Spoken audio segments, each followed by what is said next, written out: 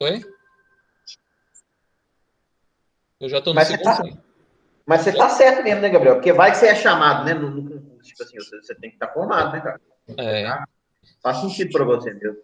O senhor já conheceu alguém no mesmo caso do que eu, que Não, estava classificado num concurso e ainda faltava, sei lá, quase a metade do semestre? não, não, também não vi, não.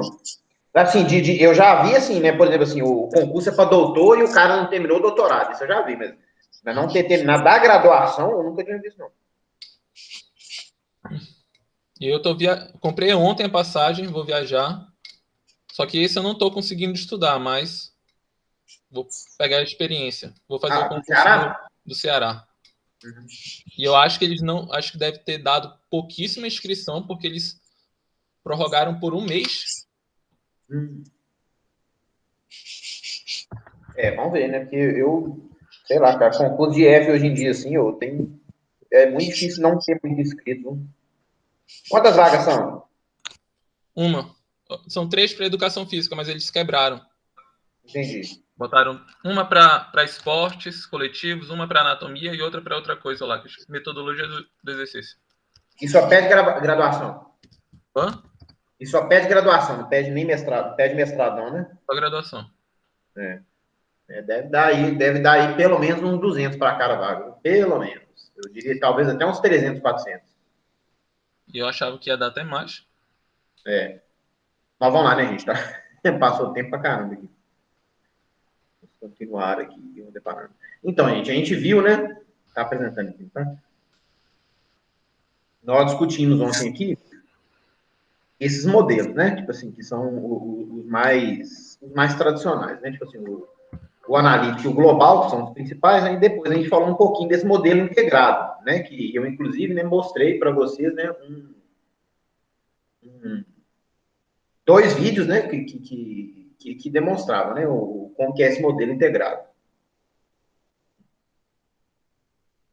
Esse modelo integrado, você coloca a pessoa em situações de jogo, né, e cria problemas que ele vai encontrar em uma situação de jogo, né? E agora a gente vai ver aqui alguns princípios, né, para a gente saber como que a gente monta esse tipo de atividade, né? Esse tipo de atividade, né, que é formado no que é o tipo de atividade, né, que é utilizada nesse modelo integrado, é chamado de estruturas funcionais, tá bom? Quero que vocês prestem bastante atenção nisso aqui, estruturas funcionais. Estrutura funcional é uma estrutura, né, constituída de um ou mais jogadores que, em situação de jogo, desenvolve tarefas de ataque e defesa, né, conforme a posse ou não da bola. Então, deixa eu ver aqui, peraí.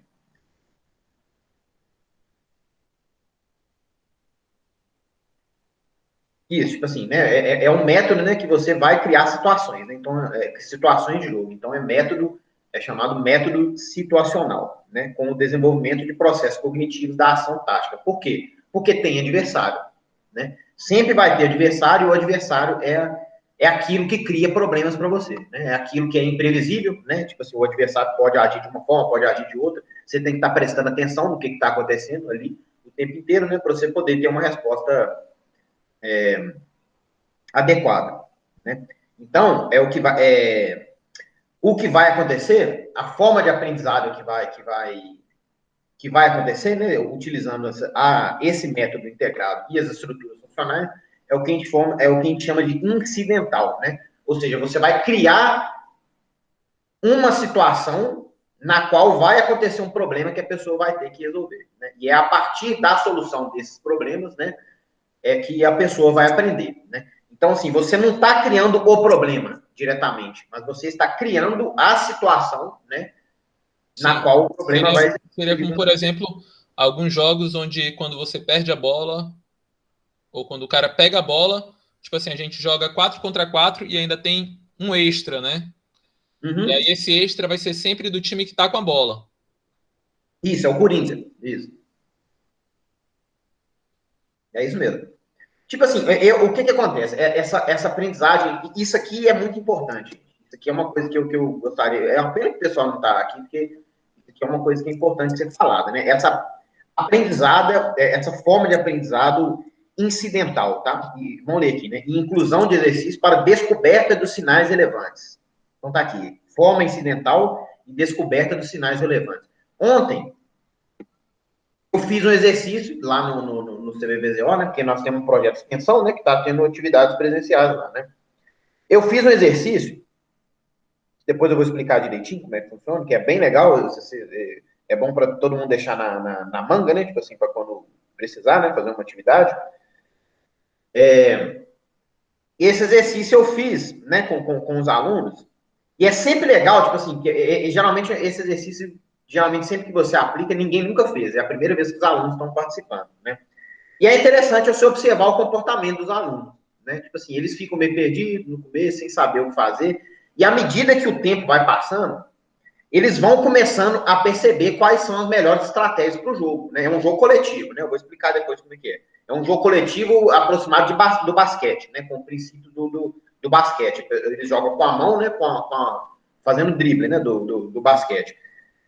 E à medida de que o jogo vai passando, eles vão começando a perceber os sinais mais relevantes. Uns alunos mais rápidos do que os outros. Então, assim, e isso é o que é importante. Tipo assim, isso é que é a forma de aprendizado incidental, né? É você criar situações que vão induzir, é exatamente isso a questão. Você cria situações que vão induzir o aluno a descobrir por si mesmo o que ele tem que fazer na hora do jogo. Entendeu? Então, por exemplo, assim, nesse jogo lá meu, ele tipo assim, é um jogo de basquete, só que tem gol. Entendeu? Tipo assim, o jogo tem gol, e para fazer o gol, eu tenho que jogar, eu tenho que dar um passe para o chão e um companheiro meu tem que pegar depois do gol. É só isso. A bola tem que atravessar o gol, né? Pode ser de frente para trás ou de trás para frente, entendeu? Mas ela tem que atravessar o gol num passe, entendeu? Tipo assim, eu tenho que dar um passe para o meu colega. Isso, tem que dar um passe pro chão. Se não pegar no chão, se não quicar no chão, não adianta. E aí, tipo assim, o que é a coisa mais óbvia que você tem que fazer? Que quando um adversário, quando um colega seu tá com a bola, você tem que correr para dentro do gol. Porque ele sozinho com a bola não adianta nada. Não adianta nada eu receber a bola lá no canto, lá. Eu tenho que receber a bola perto do gol, né? E os meninos primeiro, tipo assim, qual que é a primeira reação dos meninos, assim, que não conhecem? Eles se oferecem para dar o passo pro lado, para a pessoa não perder a bola. Entendeu? Então fica todo mundo meio próximo da bola, assim, na vista da pessoa. Aí depois de uns 10, 15 minutos jogando, eles já começam a perceber, pô, tem que ficar no gol. Se eu não ficar no gol, não vai sair gol. Entendeu? E acontecia toda hora, tipo assim, o menino pega a bola, ele olha pro gol, não tem ninguém perto do gol, não tem ninguém perto do gol. Aí a próxima vez que esse menino não tiver com a bola, ele vai lembrar daquela situação. Pô, quando eu peguei a bola, eu olhei pro gol e não tinha ninguém. Então, quando o colega dele tiver com a bola, ele vai correr pro gol, para receber a bola e vai ficar lá pedindo. Então, assim, a forma que é a ideal para a pessoa aprender um comportamento tático é quando ela percebe essa necessidade dentro da quadra, dentro do campo. Isso é que é aprendizado incidental. Sem você perceber, você não vai falar com ela, ó, você tem que ficar perto do gol. Mas você vai criar situações ali, no caso esse jogo, né, que é bastante reduzido, né, de que ela mesma vai perceber, tipo assim, eu tenho que fazer isso. Entendeu? É claro que assim, né? Que se passar muito tempo a pessoa não perceber, e você vê, tipo assim, 10 alunos estão jogando, né? Você vê que 6 já estão mais espertos, assim. E os outros 4 não custa nada, você dá um toque na pessoa, tipo assim, falou, ó, se você não ficar dentro do gol, a pessoa não vai ter para quem você passar. Entendeu? Então você tem que ir lá. E aí você vai vendo devagar, né, como é que eles vão aprendendo, né? E esse tipo de jogo que eu criei é uma estrutura funcional, né? Eu vou falar um pouco mais dele depois. Na verdade, assim, nós vamos jogar isso aí, né, gente? No futuro próximo. Então, isso é aprendizado incidental, tá, gente? Que é, né, tipo assim, você faz um exercício, né? E aí é o desafio do professor, né? É a criação desse exercício, né? Ele tem que conhecer a modalidade, né? Ele tem que usar a criatividade, né? Um exercício, né, que vai exigir do menino, né, que ele aprenda, né, que ele perceba, né, os sinais relevantes dele. Isso aí você tem que ter paciência, né, gente? Entendeu? Não adianta você colocar o menino na quadra e já falar, ó, gente, ó, o lance desse jogo aqui é você ficar perto do gol, tá? Não, você não pode fazer isso. O menino tem que perceber por si mesmo, né? Porque ele aprende a fazer isso aqui. Descobrir os sinais relevantes de cada modalidade específica, né? Então, muito bem. Como é que você cria um jogo, de qualquer modalidade que seja, como é que você vai criar um jogo qualquer? Pode ser parecido com basquete, parecido com futebol. Você vai modificar algumas variáveis contidas no jogo, né, para se adaptar ao espaço que você tem, né, para se adaptar às condições materiais que você tem, o número de alunos que você tem, né, o nível de expertise dos alunos que você tem, tá bom? Então, assim, o que a gente vai ver agora aqui é exatamente quais são essas variáveis, o que a gente pode modificar, o que a gente pode manipular, né? Primeira deles, né, gente? A mais simples de todos aqui é o tamanho do campo. Peraí, só ver um negocinho. É o tamanho do campo, mas não só isso, não só o tamanho, o formato do campo também, né? Porque a gente tende sempre a fazer um campo como quadrado ou retangular, né?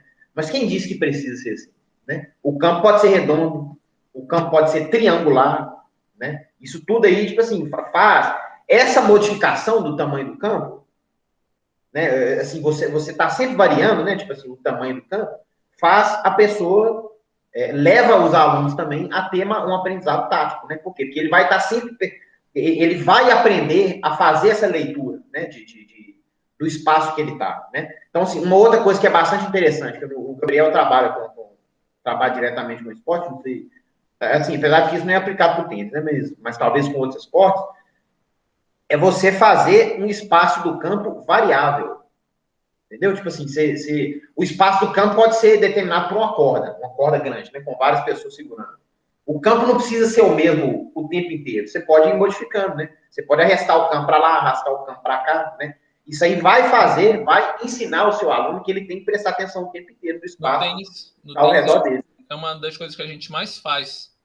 Porque no tênis, se o senhor for ver, ele é formado por vários quadrados. Tem um quadrado chamado zona de saque, que é o quadrado que fica mais. São 4 quadrados pequenos que ficam próximo da rede.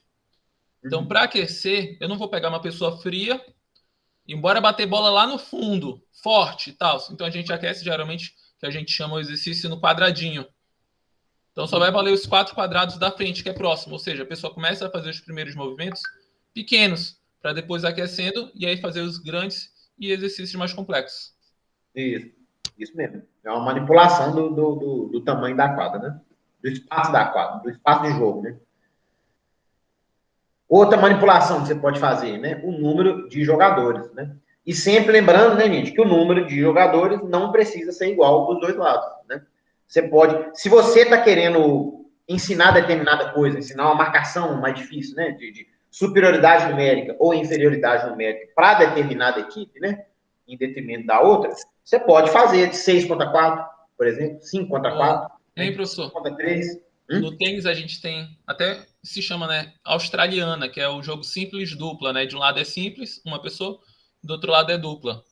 E também tem outros exercícios que a gente fez, que a gente faz, né? Como quando chegou a raquete nova do Caio, que ele comprou, quer dizer, que ele ganhou da mãe dele,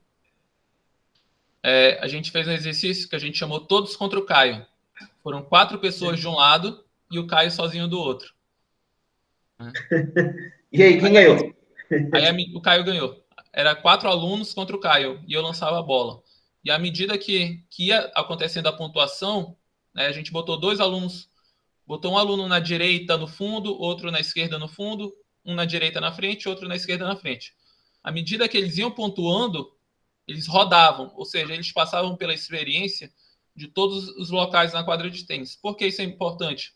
Porque geralmente no tênis a pessoa só joga no fundo, geralmente. Uhum. Não tem a prática de subir. É verdade.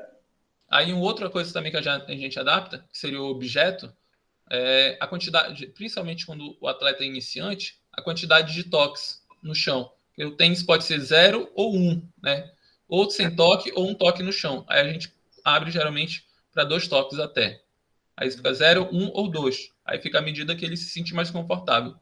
Uhum. É legal. É igual de cadeira de roda, né?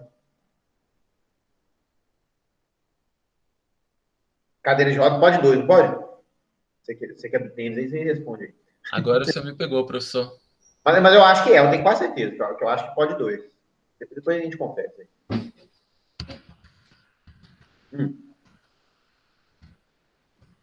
Só um caso aqui que você. Só contar um caso aqui que eu achei que você me fez lembrar aqui que tem um colega que eu tinha do doutorado, né? Ele é professor de vôlei, né? Tipo assim, da disciplina, né? Acadêmica vôlei, né? Aí ele é professor numa faculdade particular lá em Belo Horizonte. Aí ele era, né? Na verdade, agora ele está na UFMA, lá no Maranhão. Ele, todo semestre, ele faz uma brincadeira com os alunos dele, que é muito interessante. Assim. Eu tenho um amigo que foi aluno dele, né?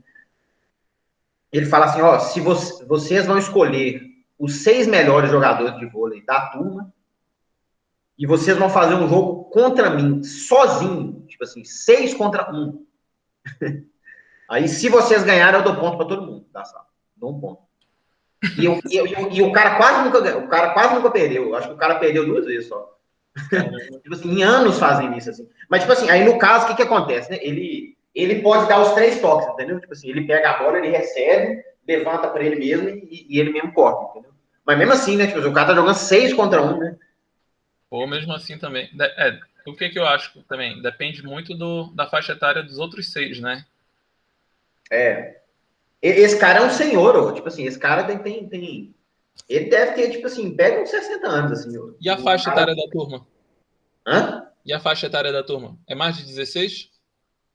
Não, é a turma de educação física, é graduação, né? Deve ser o A pessoal do. graduação? É graduação, né? É a disciplina acadêmica vôlei. Caramba, professor. Agora eu tirei o chapéu para ele. Mas diz meu amigo que ele fazia assim, tipo assim, que os primeiros saques dele, cada saque ele sacava em uma pessoa diferente. Que ele ia ver quem que é o mais fraco, entendeu? Aí depois disso, todos os saques eram em cima da pessoa mais fraca. Todos, todos. Só pancada, só porrada. Eu achei esse caso fantástico. Assim, muito legal.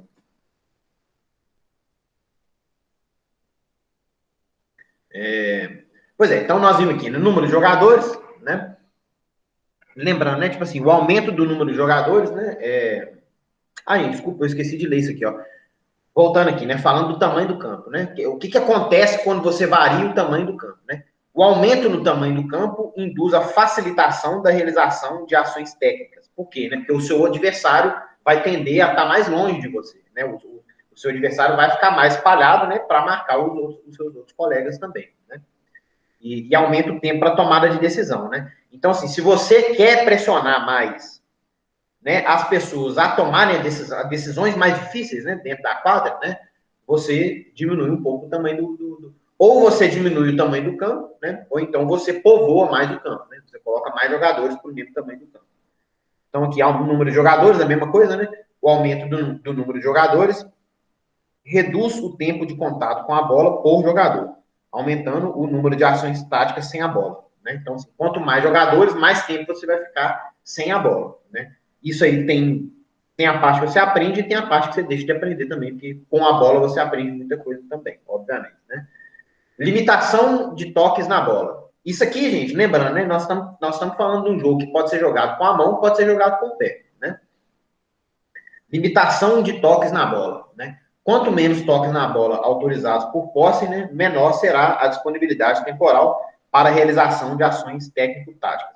Então, assim, se a pessoa já tem, se você coloca pensando num jogo de futebol, né? Você coloca uma regra lá que só pode dar um toque na bola, o que você está forçando o seu atleta, o seu aluno a aprender, né? De que ele já se aproxime, né? Tipo assim, dê opção para receber o passe, mas ele já tem que estar ligado o que ele vai fazer quando ele receber a bola.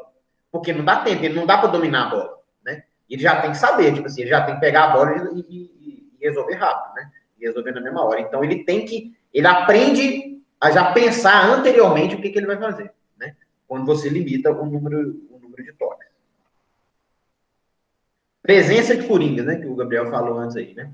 Então, os coringas conferem superioridade numérica à equipe no ataque, né? O que induz os defensores a adotar comportamentos defensivos associados à marcação zonal, né? Então, o que acontece? O time ofensivo que está com a bola, o time ofensivo que tem um maior número de jogadores, né? O que o time adversário vai fazer? Não dá para marcar individual, porque se marcar individual vai sobrar um, né? Então você obriga, né, as pessoas do outro time a marcar a zona, né? Tipo assim, a marcar a área, né? E não marcar um jogador apenas, né? Que é o que acontece, por exemplo, quando um time tá com goleiro linha, né? Tipo assim, não dá para você marcar 1 contra 1, né? Porque senão vai ser 5 contra 4, né? Você é obrigado a marcar a zona, né? Deslocar. E isso acontece também quando você coloca um Coringa, né? Coringa é muito bom, gente, para quando você tem um número ímpar de jogadores, né? Então, assim, você tem 9 meninos lá para você fazer um jogo, né? Coloca um de Coringa, né? Costuma dar certo, né? Tipo assim, você coloca 4 para cada lado e um é Coringa. Alvos fixos ou móveis, né? O alvo, no caso, é o gol, né? Então, enquanto alvos fixos assemelham-se à especificidade dos jogos esportivos coletivos, né? Alvos móveis elevam a demanda por tomada de decisão dos praticantes, sendo úteis no treinamento de capacidades cognitivas. Então, o que acontece, né? Os meninos estão jogando o jogo lá, bonitinho, crente que o gol está atrás deles. Aí, de repente, você vai lá e troca o gol de lugar. Durante o jogo, sem falar com eles. Entendeu? Isso aí eleva demais, né, a demanda cognitiva do jogo. Né? Durante o jogo, você vai lá e dá uma deslocada no gol lá, sem falar com ninguém. Né? Então, assim, você força, né, os meninos a prestarem mais atenção no ambiente que está ao redor deles também. O chat aqui.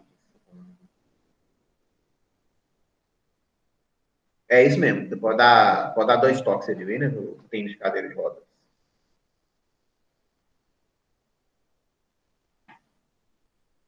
Uma coisinha aqui, que tá falando aqui de alvos fixos por móveis. Uma outra coisa que é importante falar também aqui, gente, dentro dos alvos, é que não precisa ser 2 gols. Você pode fazer um jogo com 4 gols. Não tem problema, entendeu? Igual esse jogo que eu fiz, por exemplo, né? Que tinham 2 gols inicialmente, né? E as duas equipes podiam fazer gol em qualquer um dos gols. Né? Você pode fazer gol nesse gol aqui, pode fazer gol nesse gol de lá, tá? E isso aí te dá uma variação enorme, né? Porque você pode colocar 3 gols, 4 gols. Você pode colocar um gol no meio da quadra, né? Você pode colocar um gol lá no canto, entendeu? Tipo assim, são coisas né, que, de novo, né, aumentam a demanda, né, cognitiva do jogo. Né? Tudo isso aí a gente vai fazer.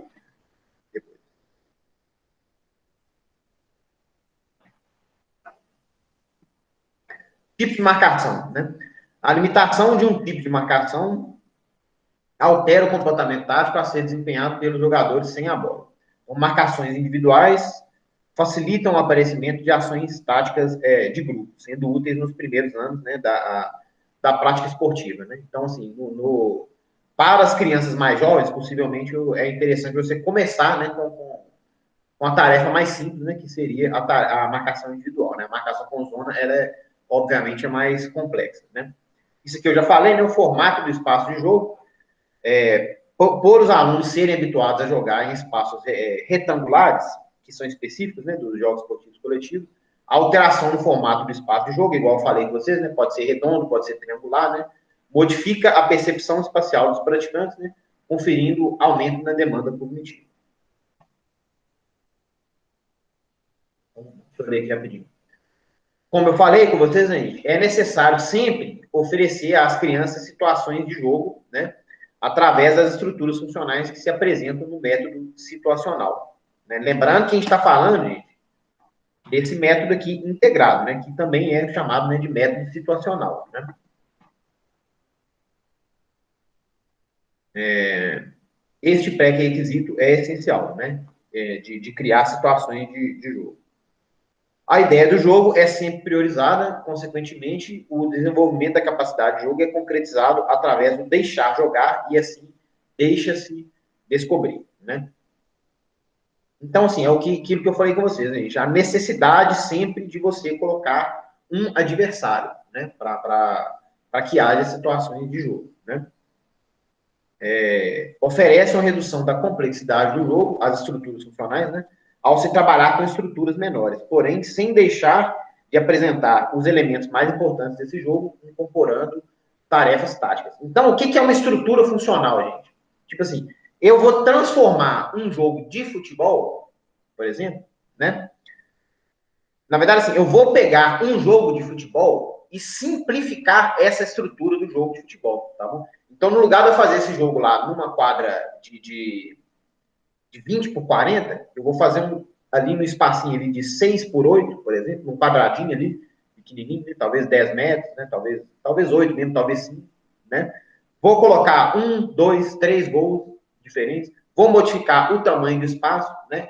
Mas o que vai acontecer? Eu não vou deixar de conter os elementos, não vai deixar de conter, né, os elementos principais do futebol nessa atividade que eu estou fazendo, tá bom? Eu vou modificar a atividade todinha, mas o jogo ainda vai ser jogado com o pé, o jogo ainda vai ter adversário e você ainda vai ter que fazer gol, tá bom? Então, isso é uma estrutura funcional, tá, gente? É você montar uma atividade que não é o futebol, mas ela tem todos os elementos do futebol, tá bom? Com algumas diferenças, né?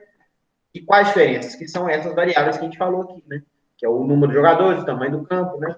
Limitação de toque nas bolas, número de alvos e a mobilidade ou não dos alvos, presença de coringas, tipo de marcação, espaço do jogo, tá bom? São situações que vocês podem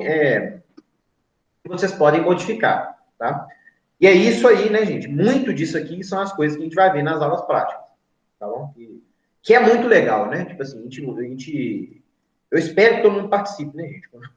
Tipo assim, porque a disciplina vai ter acabado e tudo mais assim, né? Mas eu realmente espero, né, que principalmente ano que vem, né? Tipo assim, estando presencial já, né? Vocês tirem um tempinho ali, né? Pra vocês irem praticar isso aí também, né?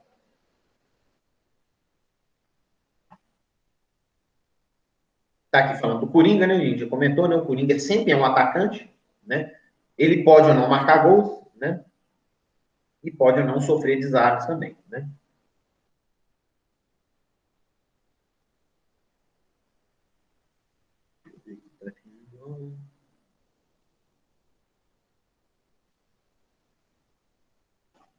Então aqui, né, são alguns comportamentos táticos, né, que são aprendidos, né, gente, quando você faz uma estrutura funcional, tanto individual, tanto comportamentos táticos individuais quanto de grupo, né.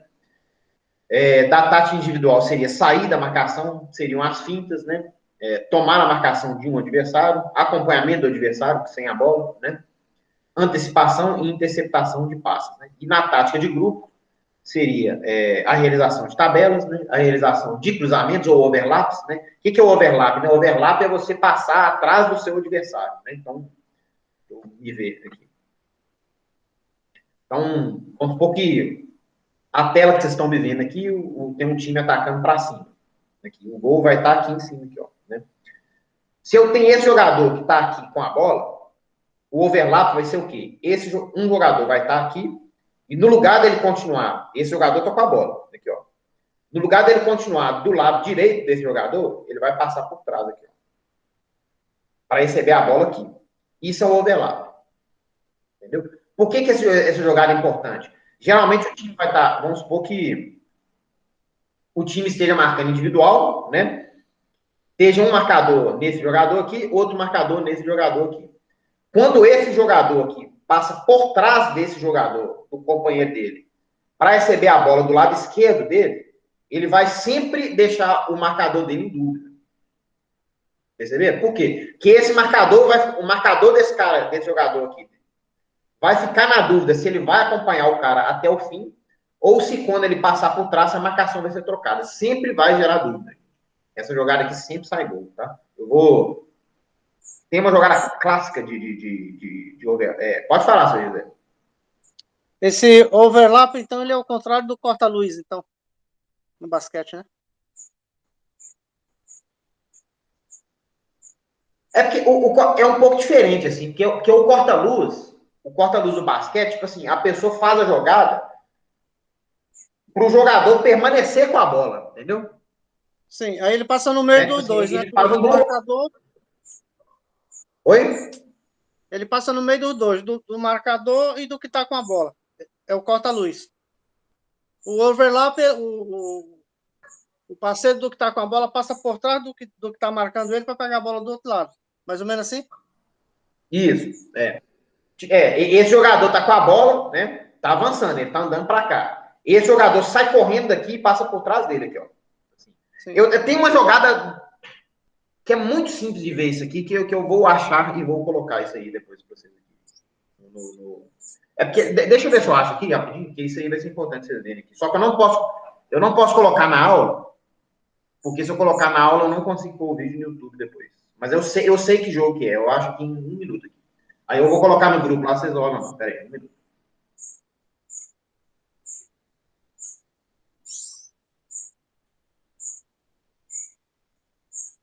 Brasil e Japão, 2005.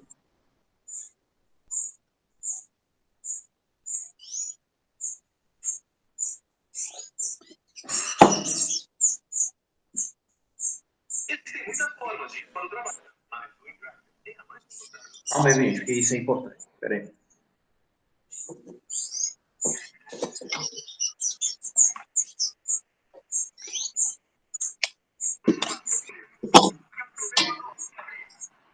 Fechou no meio.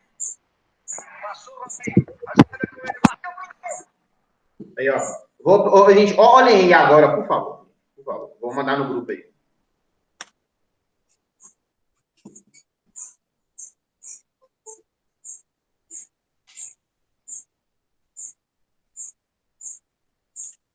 É o primeiro lance já É o primeiro lance do vídeo. Assistam aí, por favor. Eu não posso colocar na tela aqui, não. O Robinho faz um overlap no Ronaldinho Gaúcho. Aí. Assistam aí, por favor. Para vocês verem de que se trata um overlap.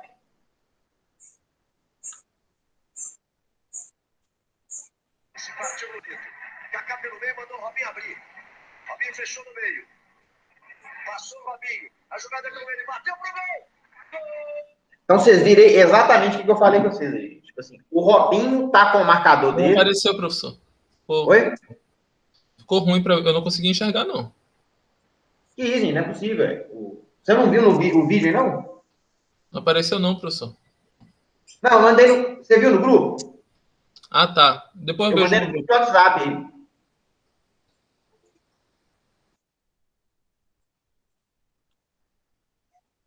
Que eu pensei que você ia transmitir pelo... Não, porque se eu transmitir aqui, eu não consigo colocar aula no YouTube, entendeu? Ah, tá. Ah, não, tranquilo. Eu não posso passar um vídeo. Você assistiu isso, José? Tô baixando agora aqui. Isso, olha aí. Você também, Paulo, por favor. Olha no grupo lá.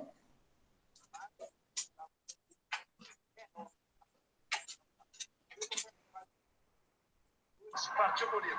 Kaká pelo meio, mandou o Robinho abrir. Robinho fechou no meio. Passou o Robinho. A jogada com ele. Bateu pro gol. Gol! Assistirei, gente, ou não? São 10 segundos de vídeo, só os 10 primeiros segundos.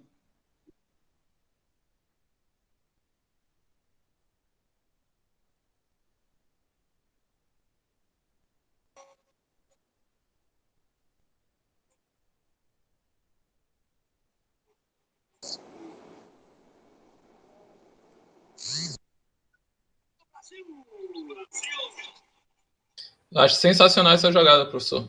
Que é como se fosse o contrário do corta-luz. No futsal, ela é muito utilizada, né, pelo ala, né? Sim, com certeza, com certeza. Um puxa, o outro tá com a bola. Aí o cara toca pro ala e já vai meio que indo para a posição dele, né? E o ala puxa um pouquinho pro meio e ele passa por trás ou até mesmo pela frente, né? Indo, isso. aí puxa o marcador e aí depois devolve lá no canto e é gol. E o marcador fica perdido, né? Você vê isso, o cara não sabe o que ele faz. Ele não sabe se ele corre atrás do Robinho para sempre, se ele vai trocar, se o outro jogador vai trocar. Assim, confunde muito a marcação, né? Muito mesmo. Assim, né? Então, assim, é uma jogada que isso aí dá gol mesmo, né? Conseguiu ver isso, José? Consegui, não, porque isso eu tô misturando as coisas. É que eu tô misturando o basquete com o futebol. Eu corto a luz do basquete, entendeu? Entendi. Essa jogada aí é o overlap, tá, gente? Isso. Olha aqui, bloqueio ou cortina. Isso aqui já é parecido, né, com o corta-luz que a gente viu, né, do basquete, né? E essa pantalha aqui, que é um nome que vem do espanhol, isso aqui é mais aplicado aqui como é que chama isso? Pro handball, isso aqui. Ponte aérea, né, também é mais aplicado, né, pro handball ou para o basquete, né? E o uso da largura ou da profundidade, né, do campo, né, que é você, né, colocar as pessoas bem abertas, né, na lateral, com o objetivo, né, de abrir espaços na defesa, né? Então, estruturas funcionais do futsal. Isso aqui está contido principalmente na página 176 do Iniciação Esportiva Universal 2. Por um acaso, você sabe se tem esse livro na biblioteca lá, gente? Esse livro aqui? Que é o 2, Iniciação Esportiva Universal. Eu acho que eu não trouxe esse livro para cá. Eu não sei nem se eu tenho, pelo menos, né? Não botei. Comprar. Você sabe se tem na biblioteca? Iniciação Esportiva Universal? Não sei, professor. Mas se você entrar lá no sistema, uma vez eu entrei no sistema. Agora eu não lembro como é que entra de certeza, como é que é o Pérgamo, né? Aí você pode ver se tem ele e-book, alguns têm e-book e outros só presencial. Mas dá para consultar todos os livros que tem na biblioteca. Ah, tá. Fala com a Neia, que é a biblioteca, biblioteca economista do Zona. Eu vou olhar isso mesmo aí, porque isso aí é bom para... Vocês veem aí que o slide está até escrito aqui como se fosse uma... como se fosse uma tarefa para aula prática, né? Tipo assim, cada grupo deverá realizar uma atividade, tudo. É isso mesmo. Quais são as estruturas funcionais do futsal, né, gente? 1 contra 0, 1 contra 1, 1 contra 1 mais 1, né? Isso aqui é o quê? É o número de jogadores, isso, né, gente? Um jogador contra um jogador contra um jogador mais um jogador, que no caso esse mais um é o Coringa, né? 2 contra 1, 2 contra 2 e 3 contra 2, né? Então, diferentes estruturas, né? Você pode colocar 4 contra 2 também, tem outras, né? Mas essas aqui, as que eu tinha separado pensando nas aulas práticas. Tá bom? Pessoal, acabou porque assim, a gente ficou as 3 aulas na parte da tática aqui, né? Deixa eu explicar para vocês uma coisa aqui rapidinho. Como eu disse, né, para vocês, foi sugerido, né, que fosse passada uma atividade assíncrona para vocês que vai ser correspondente ao sábado letivo de amanhã, né? E aí eu vou passar, tá? Para vocês, vou colocar lá no grupo lá, que vai ser uma aula que vocês vão ter que assistir, uma aula que já está gravada, tá bom? Vou colocar lá no grupo lá, agora, inclusive, né, se vocês quiserem assistir hoje já, vocês assistem, se quiserem assistir sábado, ou quando vocês quiserem ir, tá bom? E aí segunda-feira a gente continua, tá? Com o conteúdo. Perfeito. Beleza, gente? Hoje foi que pena que foi tão pouca gente, hein? Só vocês 3 aí. O Paulo tá falando beleza também. Ô, Paulo, você assistiu o vídeo aí? Assistiu, né, Paulo? Do Robinho? Do Contra Luz? Não, do Overlap. Não, professor, eu perdi. Eu fui atrás de uma tá lá coisa. no grupo lá. É o que eu coloquei no grupo lá. Depois você assiste. Como Tá? se fosse o Tranquilo, contrário dá uma de olhada. Porta-Luz. Vou dar uma olhada lá, daqui a pouquinho. Beleza. Eu sempre faço isso contigo, Gadelha, quando tu tá me marcando. Tu não é corta-luz, não. Tu esbarra, tu derruba o cara mesmo. Que isso? Uma vez o cara bateu em mim e ficou inconsciente, professor. Que isso. Aí, dei presença para vocês 3 aqui já, pessoal. Então até segunda-feira, então, hein? Até, Vou passar professor. aqui, tá? Professor, e no dia que eu assisti a aula depois, como é que fica a presença? Não entendi. Como é que fica a presença quando eu assisto a aula gravada? Não pensei nisso não, Gabriel. Oi? Não pensei nisso. Vou pensar em alguma solução para essa questão. Eu assisti as aulas gravadas iniciais do módulo 1, né, do seu, que chocou um pouquinho com o horário principalmente do mestrado. Entendi. Tá tudo bem. Obrigado. Então, beleza, gente. Um abraço para vocês. Bom fim de semana. Valeu, feliz dia do professor aí. Tchau.